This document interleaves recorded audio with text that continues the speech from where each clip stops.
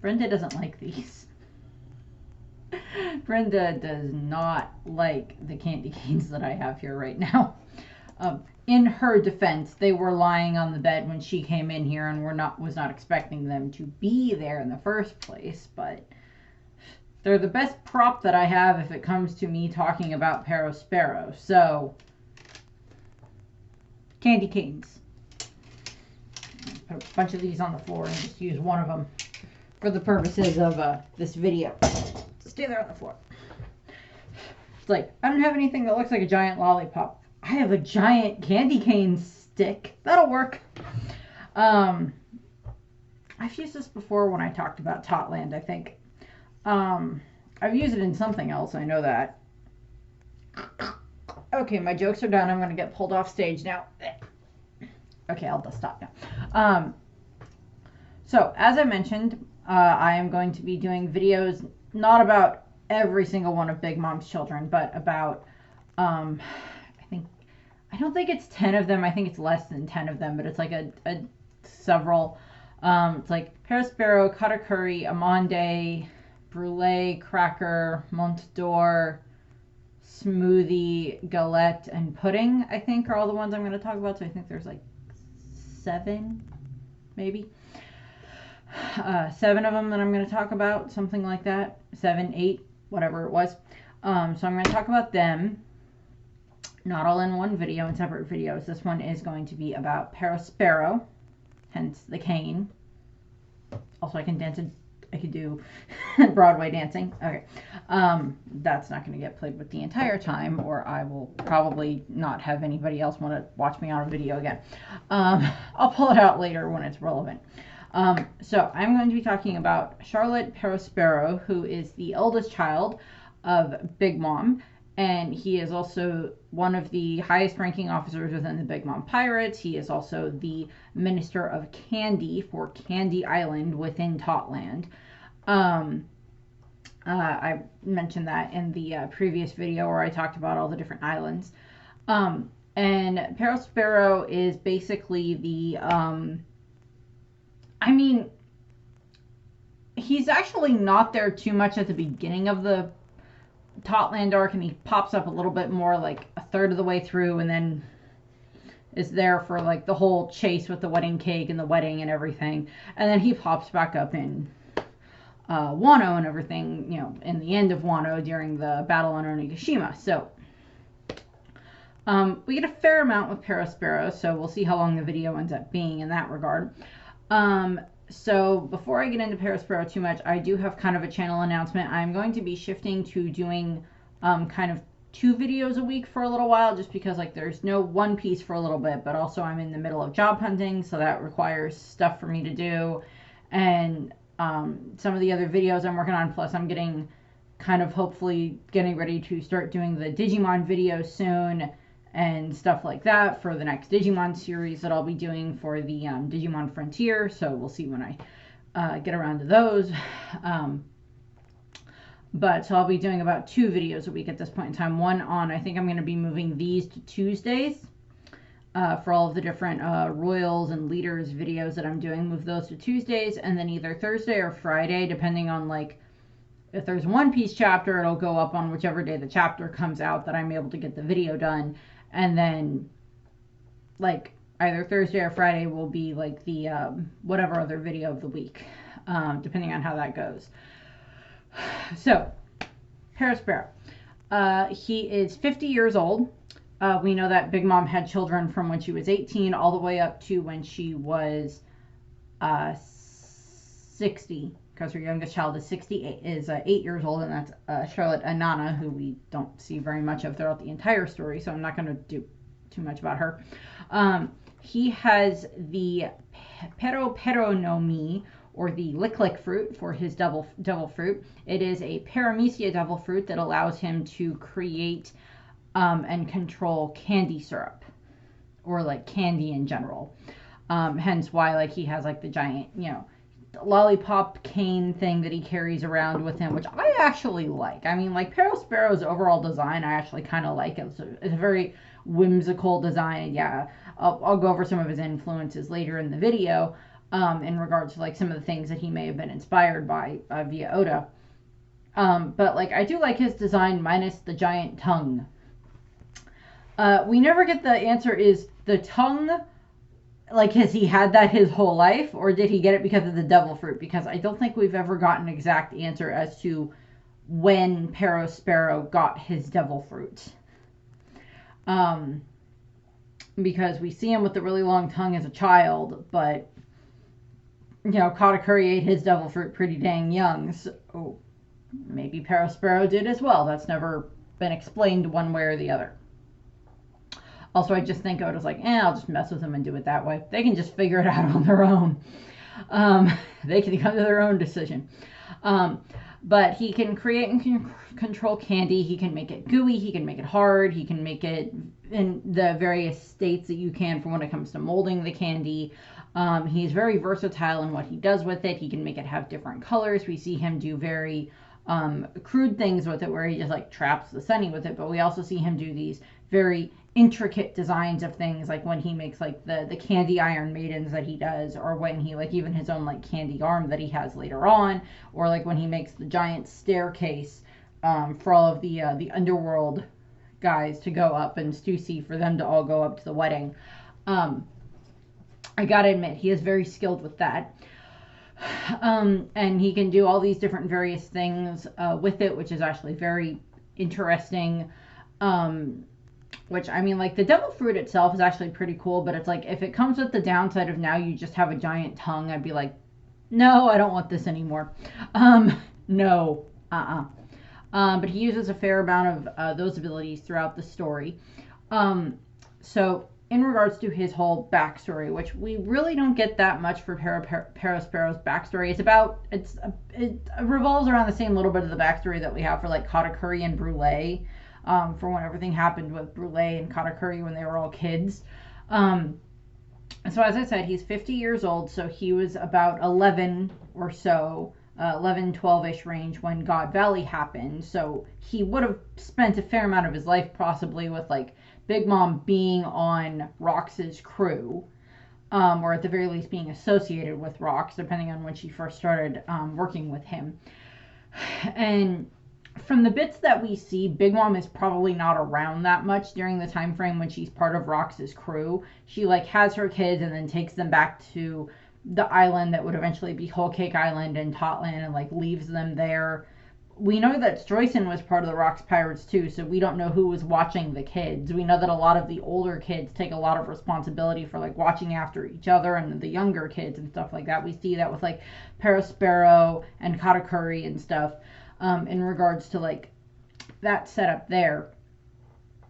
But there's, you know, different things like that where it's just like they probably had a fairly hard life without Big Mom there, because it's like she's not there, so she can't really protect them. And Big Mom, even if she had some different trusted members of like a crew at that point in time, we don't see them in the backstory, but that's just neither here nor there.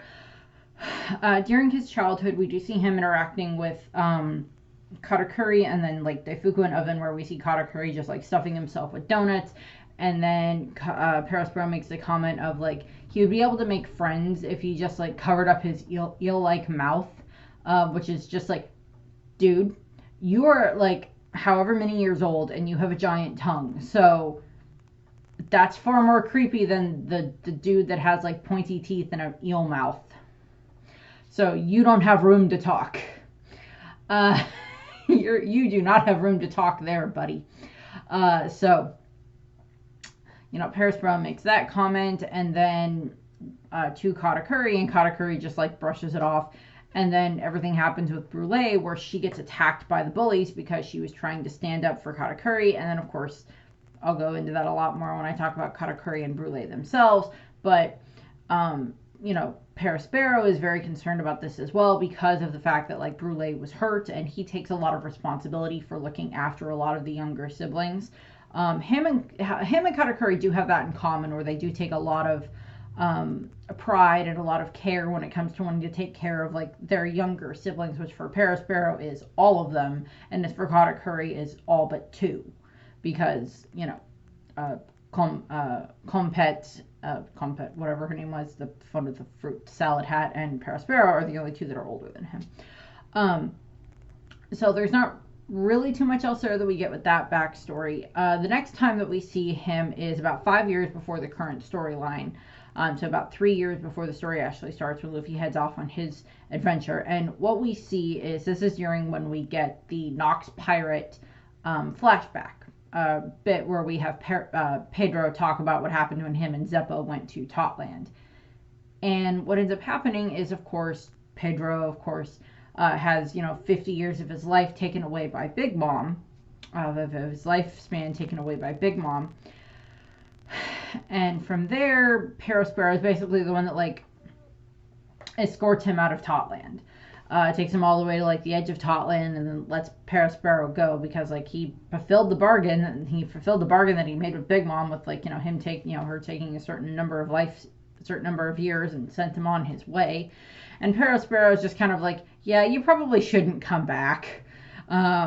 Yeah, Mama did that very easily to you. You really shouldn't come back. I don't think she'll want you to. She's not going to be as lenient next time. And you don't have that much left of a lifespan for her to take. So, yeah.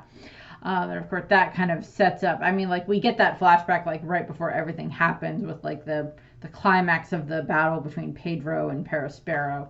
So we get, like, that climax there. That's set up with that little flashback here. There's not too much else that we get for Perospero's backstory. He's kind of interesting in, like, what the Nox pirates are doing, but he doesn't care that much, because it's just like, you're flies compared to Mama. You're not going to make that much of a difference, if anything. We know that eventually he does end up making a complete recreation that is identical to Caesar's lab that is on Punk Hazard, or was on Punk Hazard before it got blown up.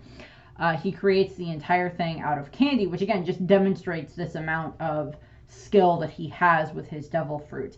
And again, we don't know how long he's had it. We don't know if he's an awakened user of his devil fruit. He could have had it long enough that he is an awakened user of the devil fruit, and it just wasn't something that it became necessary for him to use. But then again, you would have thought that, like, if that was the case, then he would have used that power when he was fighting against, like, Nekomamushi at the end of the arc, or at the end of Wano, during that end of that battle.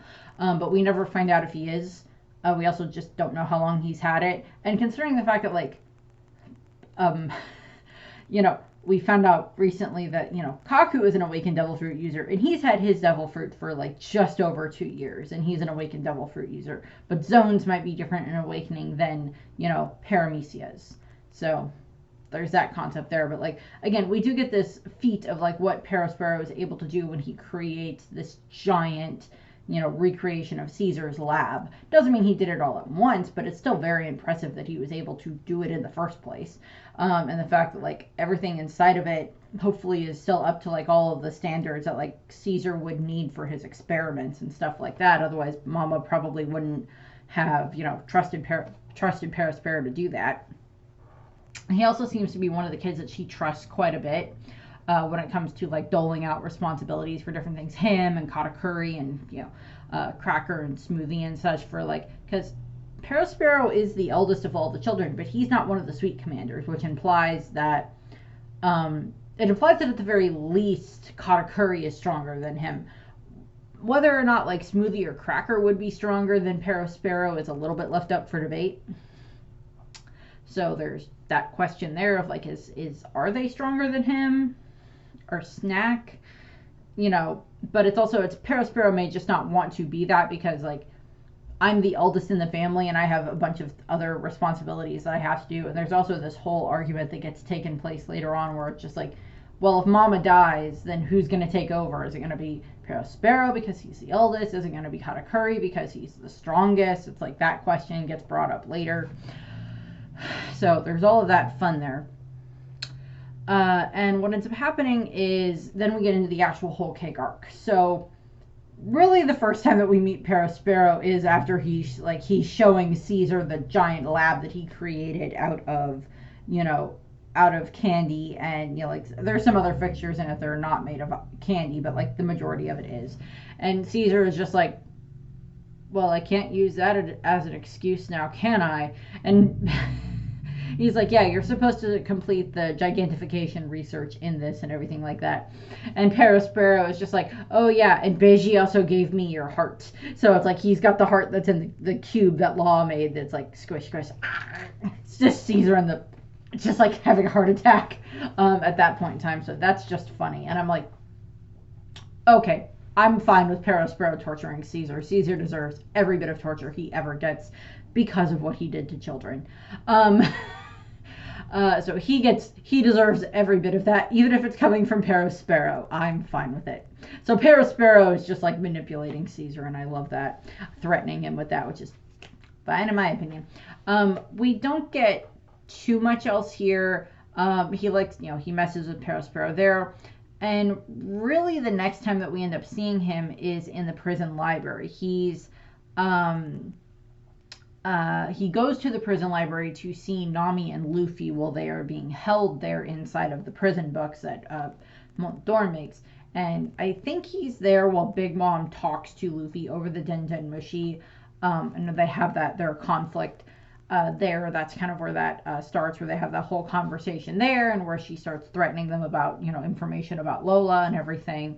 Luffy, threatening, trying to get information about Sanji and everything, and saying, give Sanji back and all of that stuff. Perospero was there for part of that, so he's like, this is interesting.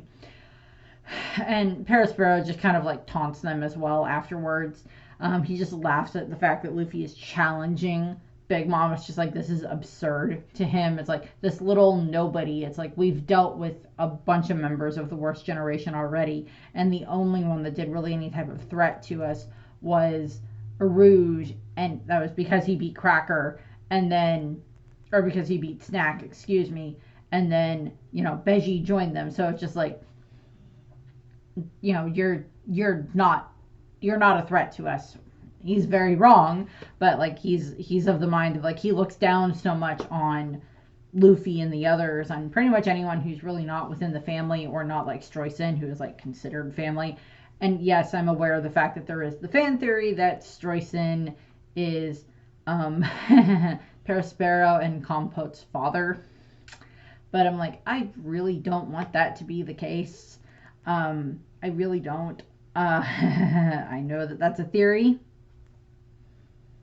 Don't know how much I want to put that in there, because there was a lot of people that thought, oh, Katakuri and Daifuku and Oven are, Kaido's sons, and I'm like, Oda kind of disproved that.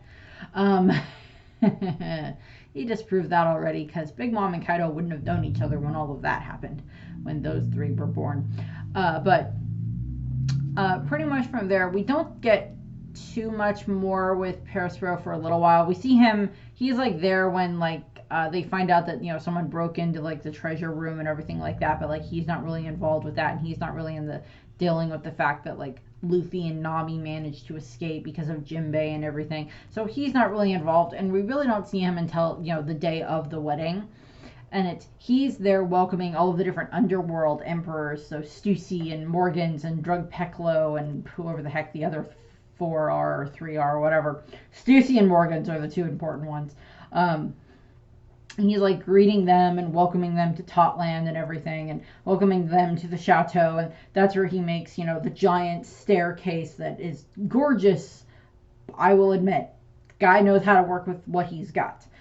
And I mean, like, if I got stuck with that type of a devil fruit, giant tongue notwithstanding, I do my best to be like, okay, I'm gonna make myself useful with this type of a thing. So it's like he gets credit for that. He makes a giant staircase, and then like after the different underworld emperors are like making their way up, he like looks at all of the children around, and he's just like, yeah, here's lollipops first of all. So he gives them lollipops to the kids nearby, and then he's like, yeah, once they're all at the top and this thing starts to melt, yeah, go ahead, eat the giant staircase.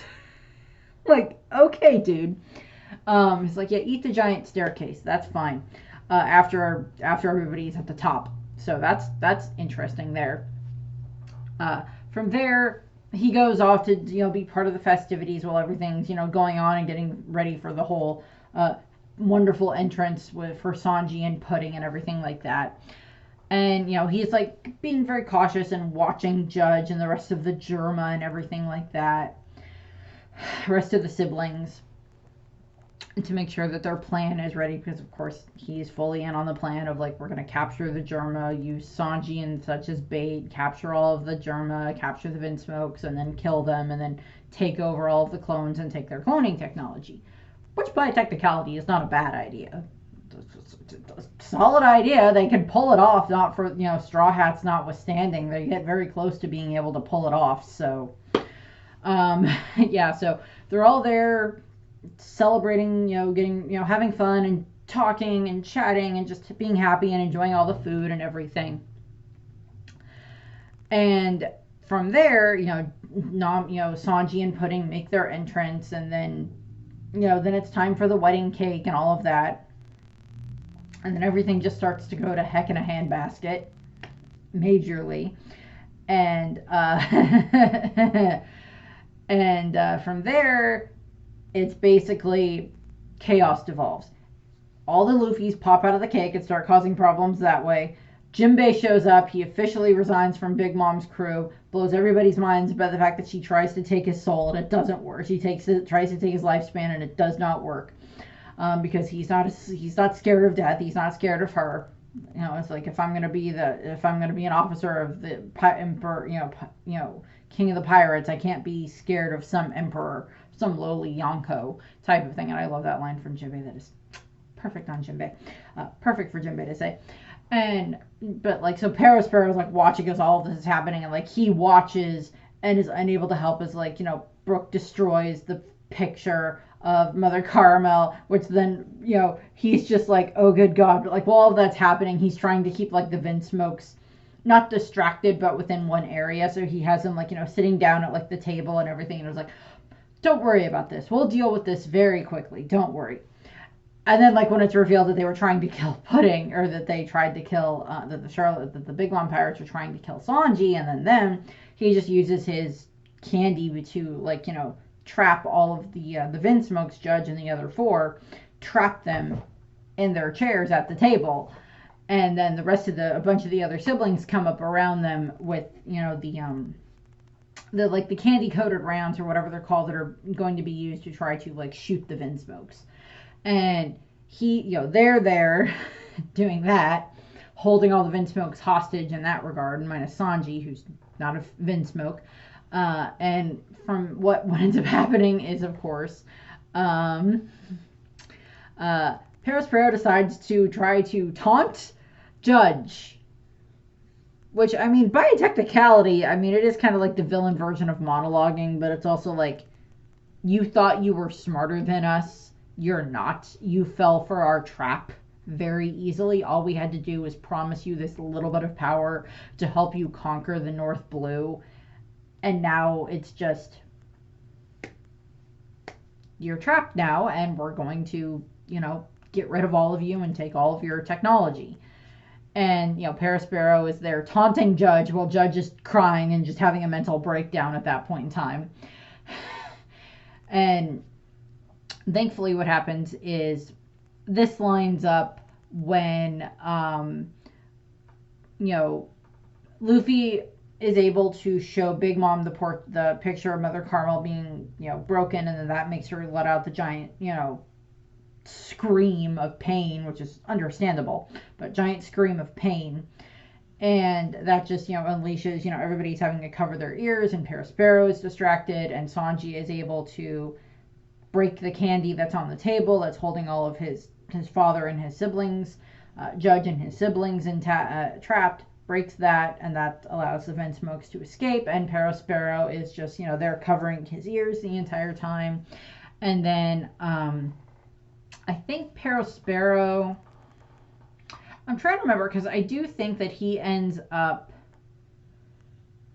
because we see like him and Katakuri discussing something while, because Katakuri makes like the mochi earplugs, so all of them can, plug their ears and everything, so they can function with Big Mom wailing in the background until she like calms down a bit. And so, Perospero and, Katakuri have like a fairly good relationship in that regard. I think Katakuri does have a little bit of like the sibling rivalry with I don't think Katakuri has it with Perospero. I think Perospero has it with Katakuri, just because Katakuri has been, you know, for so long been putting up the guise of being the perfect brother, but Perospero is well aware of the fact that he's not. He's, that he's doing it as an act, which is more I'll talk about more when I talk about Katakuri in the next one for these. And what ends up happening is, of course, thanks to Katakuri and the mochi earplugs, all the Charlotte children are able to get back into like the fight, and they're able to start fighting against the Vinsmokes after they've been freed. And this just results in Perospero, I believe he gets punched in the face by Ichiji. So that's good. He gets punched in the face, and that resulted, I think he fights Ichiji for a little bit, but then as they're all retreating into Beji's castle form, his big father castle form, Perospero actually traps the castle with his candy, with his, candy powers, and that prevents the castle from actually escaping, so it means that Beji and the others cannot escape, and it means that Beji is kind of there as like this giant target, which then Big Mom starts to attack. And we know that Chiffon tries to like reason with Mama, but that doesn't work very well. And they're just it's like you're still trapped one way or the other. But so Beiji can't escape, so none of the others can escape because they're all inside of the castle and everything, and they're just getting ready to waiting for the Alliance next moves as like Mama attacks the castle. Eventually, what ends up happening is, of course, the Vinsmokes come out of the castle along with Caesar, and the Vinsmokes start fighting against the Germa siblings, so that way, Caesar can try to carry off Beji after he's, shrunk back to his normal form and get the others to safety. And Perospero, and I don't know, Perospero doesn't really, like, interact with any of the others, but he does. While Caesar is trying to fly away, he creates like a candy wall to stop Caesar, and then that's just destroyed by like Ishiji, Niji, and Yonji all working together, like them doing a group attack to like destroy the candy wall. And from there, even with them, the Straw Hats and such inside of Beji, they manage to escape because it lines up that's when the Tamate Bako blows up. And at the base of the Whole Cake Chateau, it blows up, and that causes the chateau to start falling. And Perospero is just like, this was not in the plans. This was not part of this. And like the whole thing topples over, which is just hilarious. And thankfully, Streisand, changes it into actual cake so that, it doesn't actually, destroy the town below. Which, okay, good move on Streisand's part. I'm not really going to talk about him much in the stuff because I don't really care for Streisand. And from there, it's, they all managed to survive. Yay, I survived. I love it when I do that. And Perospero is like having this moment of panic because when Mama wakes up out of the destroyed castle, she's like, okay, where's my wedding cake? And she's starting to get going on her rampage. And Perospero is just like, oh God, this is not good. And Perospero goes and tells Mama that the Straw Hats stole the wedding cake.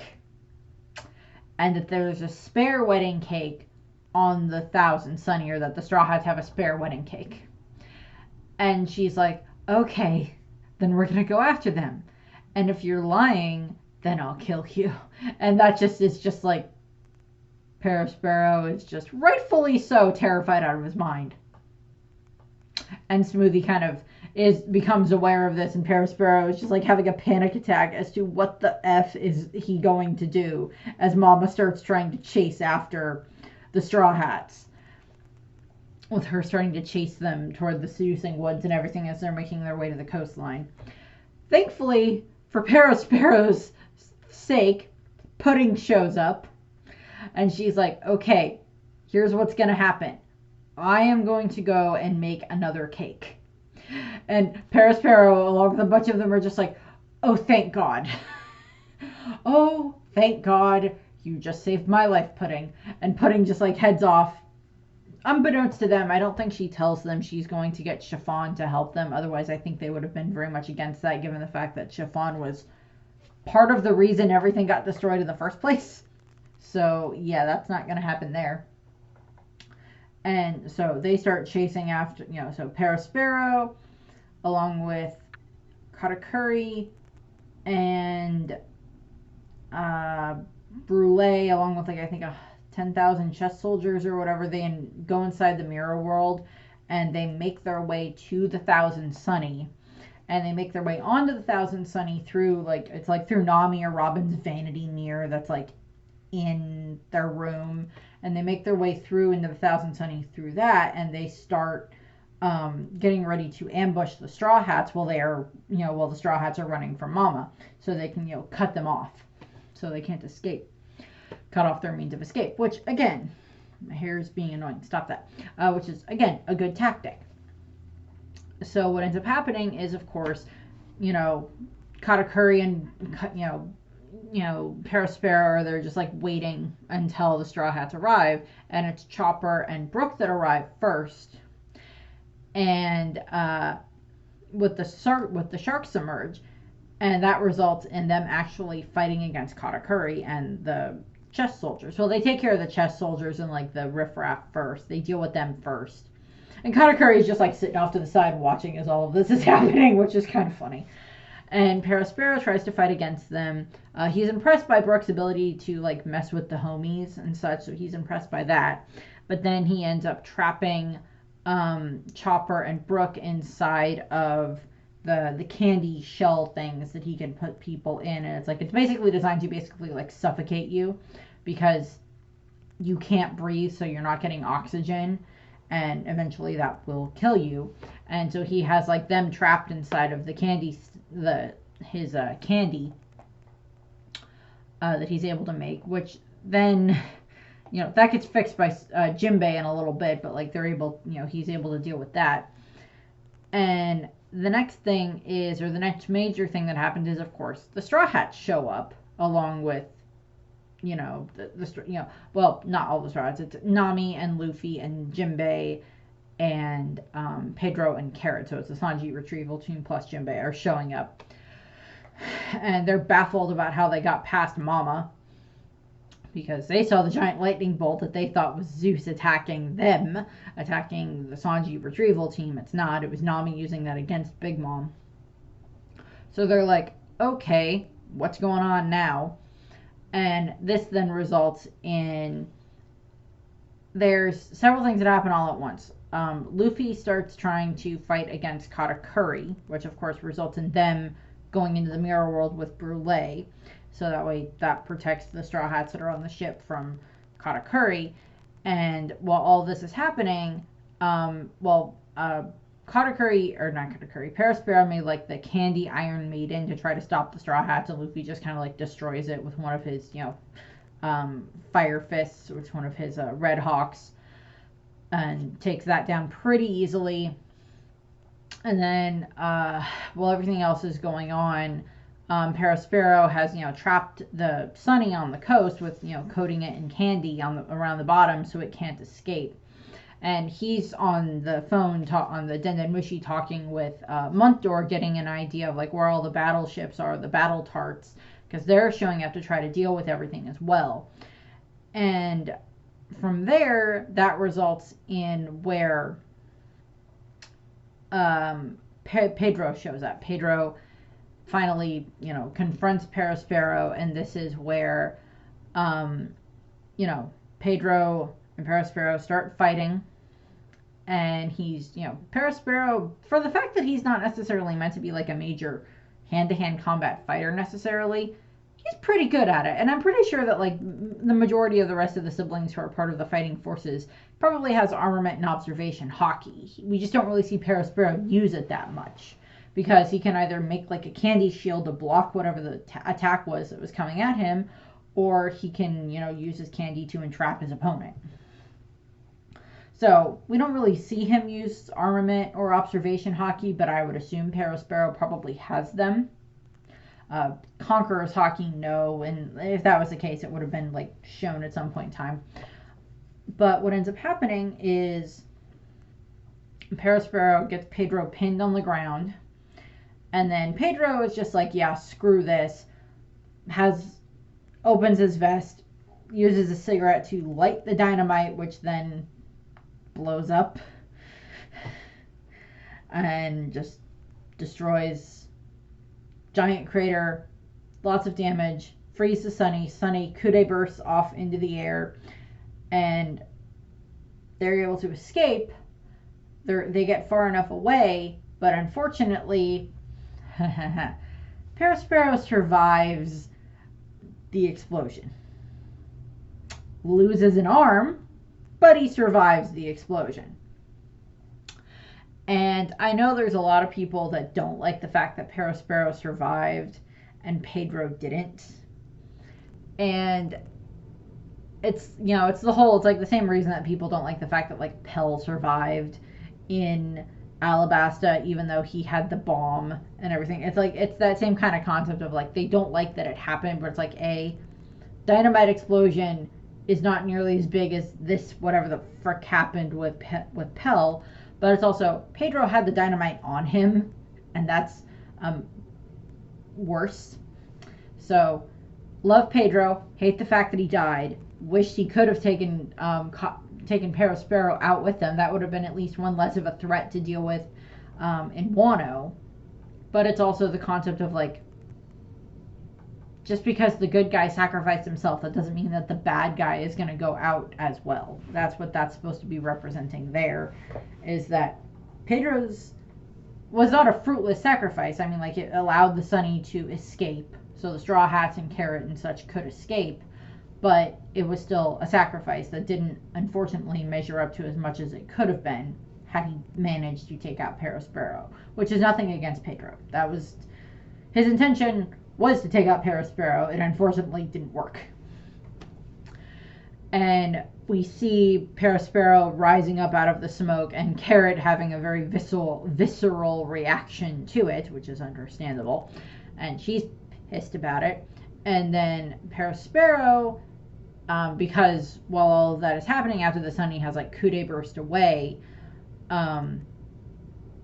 that's when, like, Mama shows, or, like, Mama's, like, gotten away, or Mama's there, Big Mom, Charlotte, Linlin, so many different names for the same person.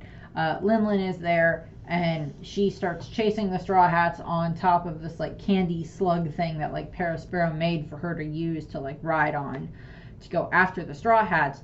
And he is sitting atop her hat, atop Napoleon, riding in Napoleon, which I'm like, okay, I like that. Because there's, like, I've seen a bunch of fun fan art of, like, Perospero when, like, he was a little kid with, like, Linlin, and, like, her just, like, you know, giving very affectionate to him, and, you know, giving, you know, the kids affection, and then stuff where it's just, like, I love the fact of, like, him sitting in her hat, because I'm like, well, when all of the kids were very small, they probably, a lot of them could fit in the hat and just, like, go for a ride on top of Mama's hat. That would be kind of fun, in all honesty. I'm not going to argue with that.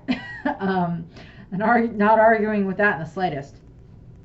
But what happens is, this is where we start to get into the giant, you know, Totland's Great Wedding Cake chase, where Perospero is freaking terrified that Mama will find out that the Straw Hats don't actually have a wedding cake and that things won't go well, and that will result in Mama then killing him. So, yeah. And so we have this whole thing where it's just like, we get these moments where it goes back and forth between watching Perospero riding on Linlin's hat, as, you know, riding on Napoleon, as she's, like, making her way, you know, after the Thousand Sunny. And he keeps going back and forth with communicating with Montdor and Daifuku and some of the other siblings via the Denden Mushi to get, like, you know, set everybody up so we know where everybody is, and, you know, giving them updates on, like, what's going on with the cake and what's going on with this and what's going on with that. And, you know, at one point they attack Nuts Island, or Linlin goes to Nuts Island and tries to attack that, and, you know, Perospero sees that, like, Luffy has, like, Brule as, like, a hostage, and a shield, in that regard, and such, and, like, he does care about Brule, he doesn't want her to get hurt, so stuff happens there, and eventually what ends up happening is, as they're making their way toward Cacao Island, which is of course where Pudding is making the wedding cake, she of course has Chiffon and Sanji there helping her. And when it is revealed to Perospero that Sanji and Chiffon helped with the wedding cake, that makes him exceedingly scared for his own life again, because, you know, and the fact that like Beiji and his crew helped transport the wedding cake to the island where they're gonna have them, where they're gonna take the island where they take the cake. I don't remember the name of said island, but Perospero is just worried out of his mind, because there's a moment where Big Mom like looks over at him as he's like, I don't remember if he's on her shoulder or on her hat, but it's like after she started to lose so much weight from like not eating for so long and going on this rampage. Wish it was that easy to lose weight now. But she she like reminds him of like, oh, you think I forgot my threat? Oh no, I didn't. And Perospero is just like, I am so dead. And the others don't want Perospero to die because they do love Perospero. And eventually it gets to the point where, yeah, he's told about the fact that, you know, Sanji and Chiffon helped make the cake and that Beiji helped transport the cake. So he's thinking that okay, either they made the cake and it's going to taste horrible and Mama won't like it and that'll be bad, or they made the cake and they put poison in it and that'll kill Mama and that'll be bad, or they made the cake, put poison in it, and that'll make it taste terrible, and that'll make Mama mad. And at no point is he, because he's like, well, I guess there's the possibility that maybe they made the cake and it tastes amazing, and that'll save me from my lot in life that I put myself into at the moment, in regards to lying about where the cake was, then maybe that'll save me. But like, maybe there's like a little part of him that's just like, well, I guess that's a possibility, but it's a very low possibility. And it's just like, because he's not familiar with like Sanji's dedication to being a chef. It's like he knows about Pudding's dedication to being a chef, probably, and even Chiffon to a degree, but it's like Chiffon helped plan the whole thing to try to kill Mama. And Pudding, you know, I don't know, like Sanji is like an enemy, but he's still helping. But it's like he doesn't know that Sanji would never in his life intentionally want to make a bad meal for someone, never intentionally, you know, want to put poison inside of the cake to kill Mama. That is not something Sanji would allow. So it's just like Perospero doesn't know that. So he's just like having these panic attacks, rightfully so, in my opinion. Because it's like, well, in this case, yeah, I'd be more on the pessimistic side of things. And when Mama is making her way to the island where they have the cake, Fuwari Island, where they put the cake, Perospero actually, because he, you know, well, from losing his arm, and then, you know, he didn't really get it treated right away for several hours, so he's like weakened from all of that stuff that's going on, and using a bunch of his powers and stuff like that for creating like the candy slug that like Mama rode on and stuff like that. He gets treatment while she's over on the island, and like he's watching with bated breath and counting his seconds of life, counting however many minutes he has left of life, because it's like, yeah, it's either, in his mind, it's either A, they made the cake and it tastes bad and Mama won't like it and that'll make her angry. They made the cake, put poison in it, and if that kills Mama, then it's like, what is going to happen to Totland? Or they made the cake, they put poison in it, it doesn't kill Mama, but it makes her sick and angry, and that's not going to help anything. So he's like, him, Montdor, and all the other kids are just like waiting with like bated breath as like Mama makes her way to the island where they put the cake and starts, you know, takes a bite. And like, I could just imagine this from like Perospero's perspective, like all of the kids' perspective of like what's going on, of like watching through the binoculars as everything is happening, of just like, this is the make or break moment, find out what happens. And like, thankfully for them, and of course because Sanji would never intentionally make a bad meal, particularly this bad cake, that he's, you know, he wants to make it as amazing as possible because that's just what he is as a chef. And he is, Perospero and the others just watch as Mama starts to eat the cake. And there's like a moment where she pauses and they're just like, oh, good God, no, it's bad.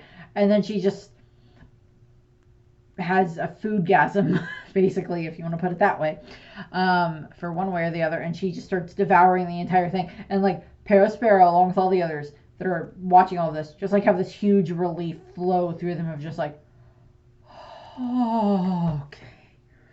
Oh my God. Like we are safe for Mama's hunger craving. We are fine. The hunger craving is ended. The cake was good and we are good. It was a touchdown. And like Perospero was like, oh good God, I had my life flashing before my eyes. And it was all covered in marzipan. But like, so that's good. That's taken care of. And pretty much like Perospero watches as like she eats the cake in bliss, and then like they go back over and like him and several of the others see her as she's like laying on the ground after she's like devoured the cake, and is just like blissed out from just how good the cake was and everything. And there's not too much else. He's there as like kind of there and watching as like the fishmen, the fishermen pirates or the sun pirates try to help get the straw hats out of there and everything, allow them to escape. So we see through a lot of that, and eventually, it's like, so they manage to escape, and Perospero is like not necessarily the happiest about that, but we know that like, Mama contacts Kaido, and then eventually her along with certain forces, including Perospero, head off toward Wano, which is then where we pick back up with Perospero, because as on their way to Wano, the Queen Mama Shantar starts to make its way up the waterfall to climb its way into Wano country.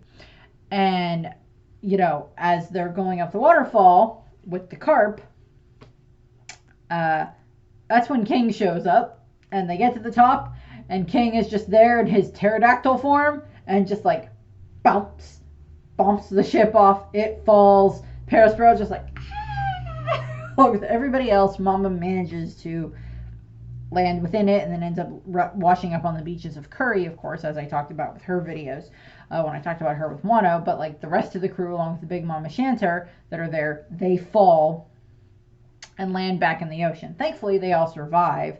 We don't know if this is because the ship manages to like right itself, or they manage to right the ship before it lands, or because I'm like, there might be enough of them there that don't have devil fruit powers that they would be able to pull any of the ones who do have devil fruit powers out of the water. But there's a fair number of them that have devil fruit powers. So Katakuri is there, Smoothie, Daifuku, Muntdor, Galette. A bunch of them are there, and they all have devil fruits. Flampe is there, and Compote is there, but I don't remember who else is there. I think one of Amande's quadruplets is there.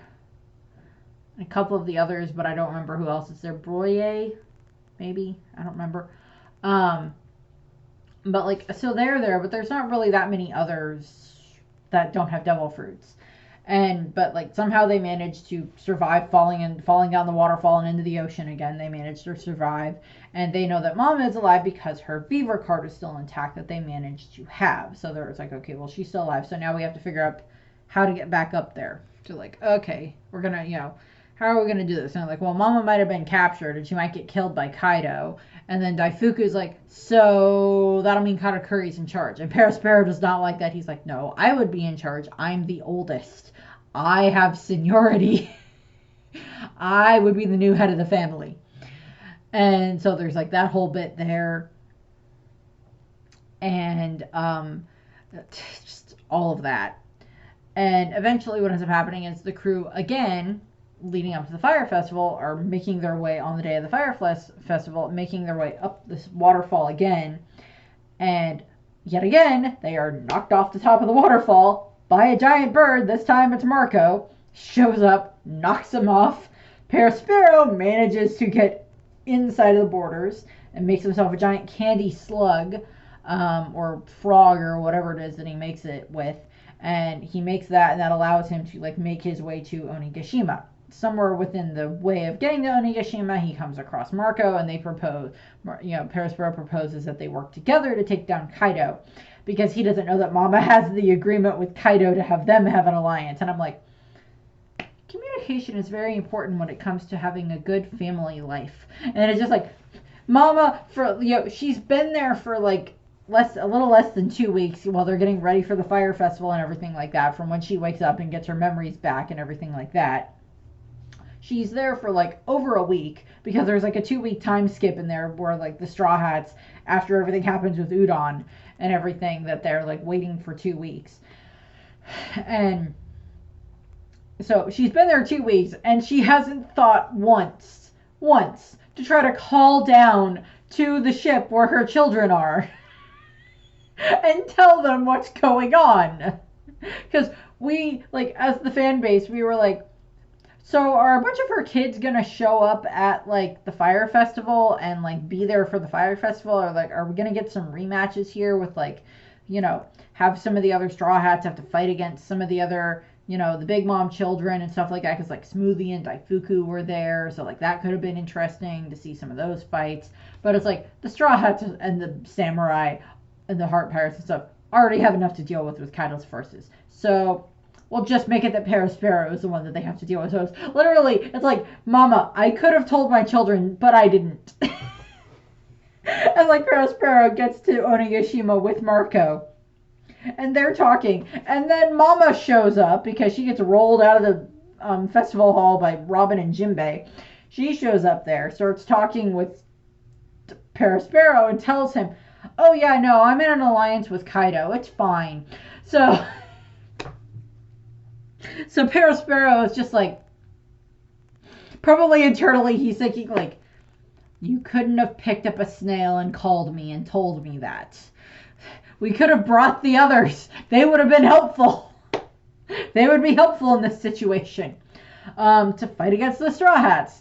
I don't know how much of a big turn that would have made in the battle of everything, but it's like, it would have made a bit of a difference, I guess. But with having them being there alongside Kaido and Orochi's forces and stuff. But what happens is Mama like grabs Marco by the neck and orders Perospero to kill Marco. And Perospero has gotten to a vantage point, made himself a candy, bow and arrows, and is ready to fire at Marco. But thankfully, Wanda and Carrot come rushing in their Sulong forms. They, both swipe at Marco, or not at Marco, at Perospero, which I love. That's one of my favorite bits in the entire, just like with Carrot and Wanda, just like, that's the guy that killed Pedro. Okay, going after him then. Okay! Sulong, claws, slice. I love that. Perospero deserves it. And, hi Brenda. You're a good girl. Are you my good girl? You're my very good girl. And what ends up happening is, of course, that leads to, Mama just decides to like, oh, I went fuzzy. Hold on. There we go. We're fixed. And what that leads to is when, Mama just like sees Perospero get, it's like her son just got attacked by basically a rabid rabbit and a rabid dog, and she's just like, oh, I'm going inside. You can deal with this yourself. And just goes back, makes her way up to the top of Onigashima. That's where she goes. Perospero is left to deal with Wanda and Carrot, who, unfortunately, as I stated in the Carrot video, and I think in the Nekomamushi video, I would have very much preferred Wanda and Carrot to have been the ones to finish off Perospero. And like at this point in time, like he's got his candy arm and everything like that, so it's not like he's helpless and everything, but it's just like, I would have preferred that. That would have been nice. Would have caused less trouble for Chopper in a couple of minutes if Wanda and Carrot had been able to finish off Perospero, but unfortunately they can't, and it results in this battle between the two of them and Perospero, and like, he's like, why are you attacking me? I didn't make your leopard boy blow himself up. Jaguar, leopard, whatever it is that Pedro is. I didn't make him blow himself up. He chose that fate. And it's just like, yeah, but you're the reason he had to do it in the first place.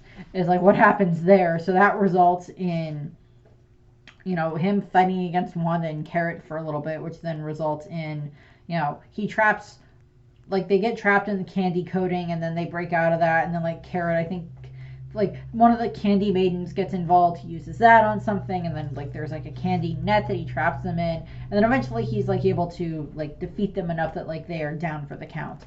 And he's just, like, and he heads his way into the festival hall, where then he kind of ends up working with Queen a little bit, while Queen is, like, taunting everyone, and, like, Chopper is, like, fighting against Queen, and Perospero forms a bunch of the candy arrows and, like, fires them into the air, and, they hit Chopper in his monster point form, so as Chopper's, like, defending others, and, like, they cause, the candy arrows cause a lot of damage. As I stated earlier, Perospero, I don't like giving accolades to villains, but I will when the accolades are earned. He's done a very good job with learning how to fight with his devil fruit. It's like, yeah, if you can make a bunch of projectiles, turn them into projectiles, use them, trap your enemies in the candy, do different things like that. That is a very good way of using your devil fruit, of maximizing the power that you have your hands, that you have at your capabilities. Katakuri does the same thing when it comes to, being able to do all of his, mochi hands and everything like that. It's, it's like maximize what you can do with your powers. It's a wonderful way of doing it. It's like you're given this power regardless of whether or not you chose to have it in this regard. Do what you can do best with it. It's like some devil fruits, it's like, okay, I can't do much with like the jacket fruit, but there's other devil fruits that you can do a shit ton with. And, just go with it that way. But what ends up happening is, so Perospero is like dealing with that, and then at one point Sanji comes in and kicks Queen and like spins Queen's head around, and Perospero, after he like knocked up a bunch of arrows, shot up a bunch of arrows, that like Queen's head spinning around blocks all the arrows. So that's kind of funny, as like Sanji and Zoro start to fight with King and Queen. What ends up happening after that is basically that's when Nekomamushi shows up, because Nekomamushi's like, okay, the guy who killed Pedro is here, or is the reason for Pedro's death is here, so that's where I'm going. Perospero, Nekomamushi shows up, lunges at Perospero, they get thrown out of the Skull Dome and into the courtyard area where like Wanda and Carrot are, and Neko starts to fight with Perospero. And Nekomamushi goes Sulong, and Perospero is just like, I have had enough with you animals. I have had enough with you minks. Just leave me alone. And we get this great bit. It was like Perospero, like he makes like a giant candy axe that he tries to use against Nekomamushi. And there's a moment in the fight where Nekomamushi, like he goes out of Sulong form, and then the moon shows back up again because of the clash between Luffy and Kaido, and then the moon shows back up again because the clouds are blown away. And this is happening at the same time that like Inarashi is having his fight with Jack, so those are like lining up well. And Nekomamushi is able to go back into his Sulong form, and he's able to deliver one final blow with the Odin one sword style Neko Niku Ban, which I don't remember what that translates to. But he's able to do that, and that takes out Perospero, and he's just defeated and lying there on the ground. And that is a terrifying experience to have to go through, with having an angry Nekomamushi coming after you. And so we get all of that. Perospero is done. We have not gotten confirmation as to whether or not he is dead. And I'm like, okay, I get that Oda doesn't really like to kill characters that much, but it's just like, Queen survived. King survived. I think Jack survived. I think we saw them all surviving at like Udon prison. We did not see Perospero at all, and it's not like he didn't get knocked out of the volcano with Mama. So it's like we don't know what happened with Perospero. He may have Onigashima got crumbled, and now we know that it's been dropped back into the ocean by Momonosuke, but it's just like, where's Perospero? Is he dead? Is he alive? Is he comatose? Is he captured? Where is he? Answers, people. I mean, that might be something that gets answered in like Yamato's cover story, but I doubt it. Possibly we might get something with that, or something where we see the other members of the Toby Ropo, or something where she goes and sees King and Queen. But because even if Perospero did survive, his intentions would be to like get away from Wano, which he would probably have the capability of doing, of making like a candy whatever, and then making his way out of Wano off the edge, and then possibly being able to find his way back to Totland or something. We know that the Big Mom pirates left Wano after the volcano erupted, but we don't know if they, if Perospero had managed to get down to them or not. So it's like Perospero at the moment is like in this limbo area of like, is he alive? Is he dead? Is he captured? Where is the candy creep? So not sure there. I talked about his powers. I did want to talk a little bit about like the different influences that he has, that like Oda may have taken in regards to Perospero. So obviously his name kind of goes along with like his like name and setup kind of go along with like the food and fantasy elements that go along, and music elements that go along with like Mama's Crew. So it's like his name pun Perospero is the automatopoeia for like licking in Japanese, so that's also like where the devil fruit comes from, and it is also possibly a reference to Prospero, who is from William Shakespeare's The Tempest, which I am not exceedingly familiar with, although the other day out to the bridal shower with my sister and my nieces, somehow we got on the topic of Shakespeare and Macbeth and Hamlet. Don't ask me why, but we did. Perospero also has similarities to Willy Wonka from Roald Dahl's Charlie and the Chocolate Factory, of course, with the large hat and the very flamboyant colors and everything in those regards, and the way that he's able to make very unique candies and everything like that. There's also the comparisons a little bit to like the Mad Hatter from like Alice in Wonderland. Not too much there, but there's a little bit there. And then the other one that is a big reference for him is kind of the child catcher from Chitty Chitty Bang Bang. Which, for as much as I love Dick Van Dyke, and for as much as I love the Sherman Brothers, who did the music for like Mary Poppins and a bunch of Disney stuff, and Chitty Chitty Bang Bang, still have not actually seen Chitty Chitty Bang Bang. So maybe I'll see it eventually. But the child catcher is this very creepy character, from my understanding, that is basically uses candy to like lure in children and stuff like that. So he's based off of that concept too, possibly.